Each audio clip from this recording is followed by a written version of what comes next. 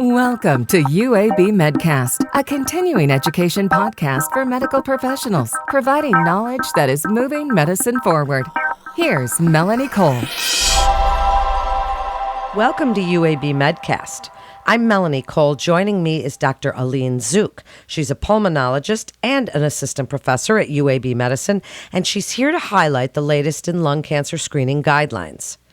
Dr. Zook, it's such a pleasure to have you here as we get into this topic, and this is really a very big field now, and this is such an important preventive screening. What are you seeing as far as incidence and awareness of lung cancer? Are more people smoking or getting the message? Are more providers discussing smoking cessation with their parents? Address the prevalence of lung cancer as well as to the benefits from screening. Thank you, Melanie, for having me. Those are really good questions that you are asking. And we'll start off a little bit by talking about the prevalence and the rates of lung cancer. We just had a report that came out in February of 2022 where lung cancer is now the second most common malignancy in both men and women. It is the third most frequently diagnosed in the United States, and we're expecting about 230,000 cases in the year of 2022. So that puts it just behind breast and prostate cancer. It is also by far the leading cause of cancer deaths in the United States, with about 130,000 deaths per year. That's actually more deaths than the next four leading cancers combined. So for men, you have a 1 in 15 chance of developing lung cancer, and for women, it's about a 1 in 17 chance. The good news that we're seeing is that new cases are decreasing, probably because of the decrease in rates of smoking and also the advances of early detection and treatment of lung cancer, which is where the lung cancer screening plays a big role. We know that survival rate depends on the stage at which the lung cancer is detected or how early the cancer is discovered, with the survival rates being much higher in early localized lung cancer versus the disease with distant metastasis. So an early diagnosis or detection is extremely important in this case, especially with lung cancer. So the recommendation is that we should be using the low-dose CT scans, and this recommendation is a consequence of a big trial that was called the National Lung Cancer Screening Trial. This trial had about 50,000 participants between the ages of 55 and 74 years old who were either current or former smokers. They needed to have a history of at least a 30-pack year history of smoking within the last 15 years. They were divided into two groups: the patients who had early low-dose CT scans and patients who had yearly chest x-rays, and this was done over 3 consecutive years. The results of these trials was that the group who was screened with a low-dose CT scan had about a 20% decrease in lung cancer mortality. This was because they were able to detect lung cancer at its early stages, and there was also a 7% decrease in overall all causes of death. So this study for sure showed that we should be using a low-dose CT scan because it improved the rates of survival among lung cancer.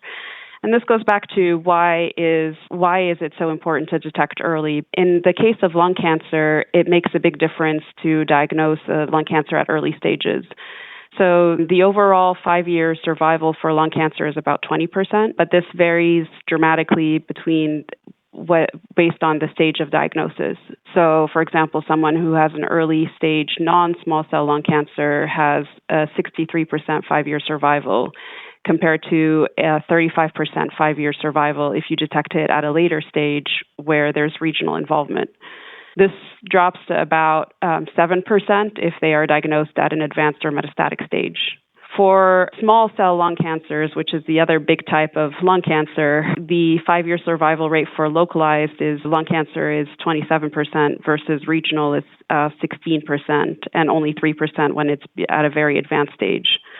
So you can see here that definitely, indeed, early detection of lung cancer is very important for the prognosis, but unfortunately, only 20% of our lung cancers are diagnosed at an early stage, and about 50% are diagnosed at a later stage. And that's really where one of the rationales for lung cancer screening is coming from, is can we shift that so that we're finding more cancers at an early stage to try to reduce that mortality since we have effective treatments at an early stage. Typically, by the time we see our patients in clinic, they have come because they already have symptoms, and that's how their masses or their lung cancers are found. That's because it's already spread to where it's invading either an airway, or it's had a pleural effusion, or it's now outside of the chest. And in those situations, that's where we are identifying patients at a very advanced stage.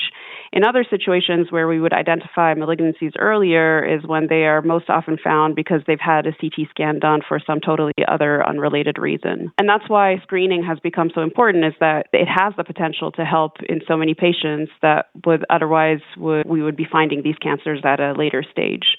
With screening, we can detect cancers at an earlier stage when there's still a small nodule. We're able to see that lesion or that nodule in the lung and detect it when it's still at a stage where we could have surgery and resect it. Dr. Zook, this is so interesting. So as you're telling us about the current screening guidelines, as set up by the U.S. Preventive Service Task Force, please give other providers some practice considerations when they're discussing this with their patients. So speak a little bit about those screening guidelines, and they've been updated. They're actually getting updated quite often now. It's changed a few times. So speak to other providers with some practice considerations for that discussion and why the updated guidelines. Yes, of course. The recommendations have actually been updated more recently in 2021. We want to remember that these recommendations is a consensus throughout many different networks and societies, including the National Comprehensive Cancer Network, the American Thoracic Society, the American Society for Clinical Oncology, American College of Chest Physicians, and so forth, including the U.S. Preventative Task Force. So the recommendations that all these organizations, they recommend a yearly low-dose CT scan to screen for lung cancer in patients that meet certain criteria. So this is not across the board. These are just recommendations for a specific group of high-risk patients. The recommendations recently expanded in 2021 and now include patients between the age of 50 to 80 years old, and patients who are current or former smokers with at least a 20-pack year history of smoking within the past 15 years. So a pack year smoking history is a multiplication of the amount of years that a patient has times the number of packs per day that the patient has smoked. These recommendations have expanded from the prior recommendations. So now we are screening patients as young as 50 years old and patients who have pack year smoking history. So with these recommendations, the estimated population previously would reach about 8.1 million patients in the U.S. versus now we are reaching about 14.5 million patients in the U.S. And that makes a huge difference for screening. It does. And if we've gone up in eligible people that are getting screened, do you have a theory or any sense of why maybe it hasn't even done better? What do you see as some research needs and challenges, and about the benefits and data for people in underserved community where smoking and high mortality rates are higher?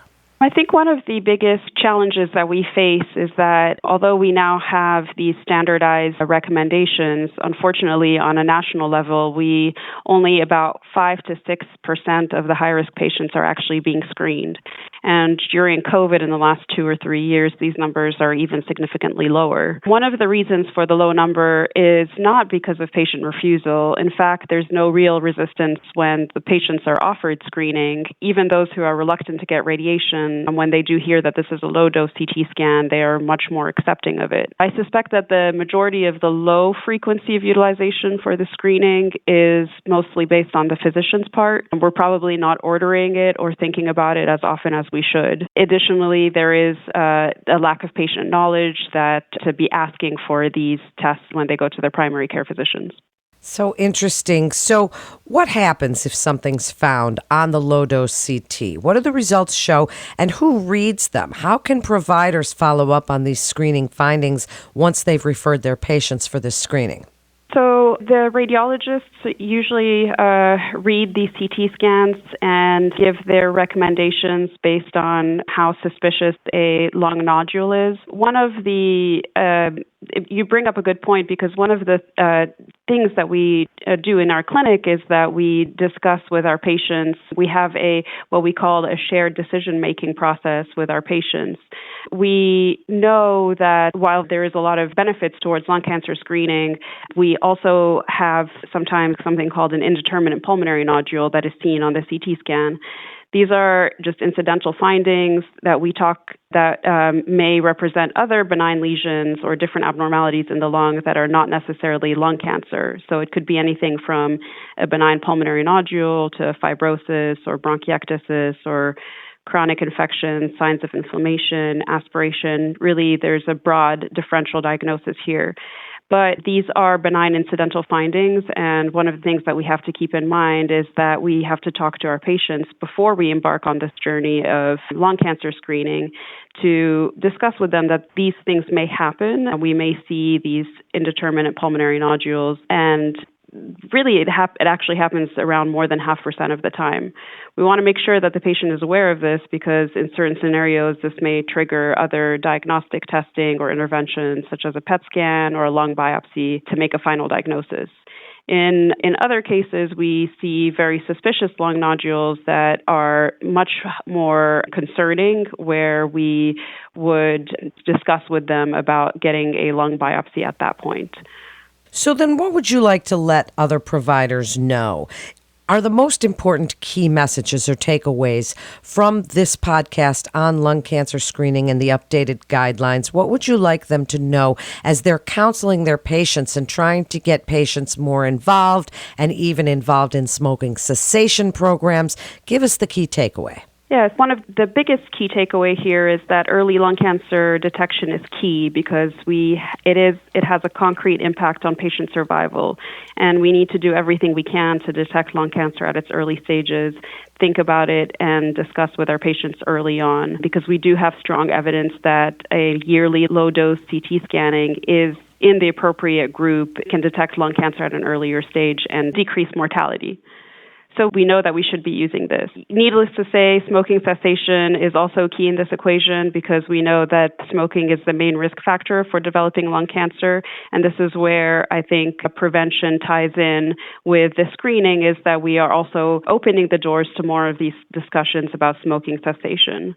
And then the last message to take home is the updated recommendations for the lung cancer screening guidelines. Just to remind everyone, is that it is for current or former smokers that are in between the age of 50 to 80 years old, who have had at least a 20-pack year smoking history and have smoked for at least the last 15 years.